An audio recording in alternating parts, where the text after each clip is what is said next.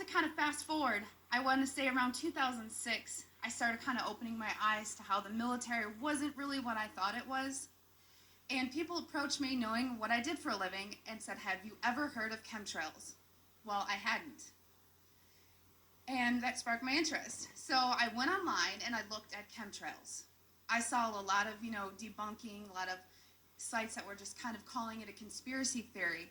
And I thought, well, geez, this is what I do for a living. Preventive health, making sure that people are not getting sick, especially in the workplace, and by things that we're doing that can affect, human health and the environment. To summarize it, in an attempt to debunk this conspiracy theory as I thought it was, I didn't debunk it. It literally changed my life. Like I said, this is hard for me because it's not easy standing here and telling my story.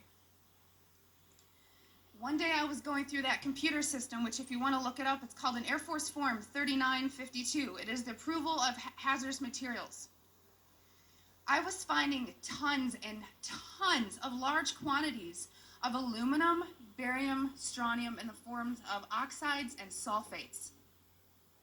And of course I knew that there's industrial processes you may not have heard of, but it's bead blasting, pneumatic sanding, shot peening. There is certain medias that's similar to that is used.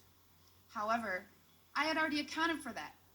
I would sit and look at this computer system and say, this shop wants to order this paint. I'm going to tie it to a task. We had to know what was being used, why it was being used, tracking it cradle to grave on how we were going to dispose of it to be compliant with OSHA and the EPA. One of the legal requirements in approving these is looking at what used to be called the material safety data sheet. On that sheet, it's going to list the manufacturer. It's going to list some maybe required personal protective equipment that needs to be used or some ways to mitigate the exposures.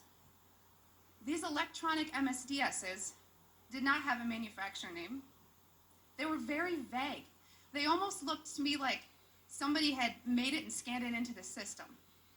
So I asked the question, what is this being used for?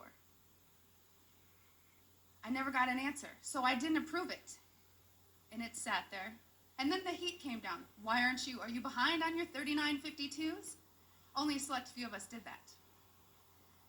So I started asking questions. And at that point, my demonization began.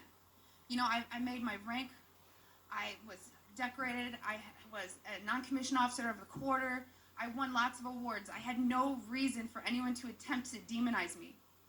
So then I get moved over to the other Air Logistics Center. There's only two in the Air Force, which is in Warner Robins, Georgia. This kind of carried with me, and I thought, you know what? Should I revisit this? Is it worth it? Did I hit something? Maybe it's need to know. I started finding the same things at Robins Air Force Base. I was now doing some more investigation work. Part of what I did was to use a high volume air sampler to air sample up to, I'd say, a football field in about 10 minutes. I also conducted soil sampling because I thought, if this is real and they are spraying this, it's going to get to the ground. So I conducted air sampling, I conducted soil sampling, and I was getting high levels of these contaminants. When I started asking the question again under a new commander, I never in my life thought I would have somebody look me in the face and tell me, I am questioning you. Is there something wrong with you? You've been looking really depressed lately. I can put you under a mental evaluation for up to 120 days. Who would take care of your daughter? Because I was divorced at the time. As soon as I heard that, I knew. It validated everything I ever thought.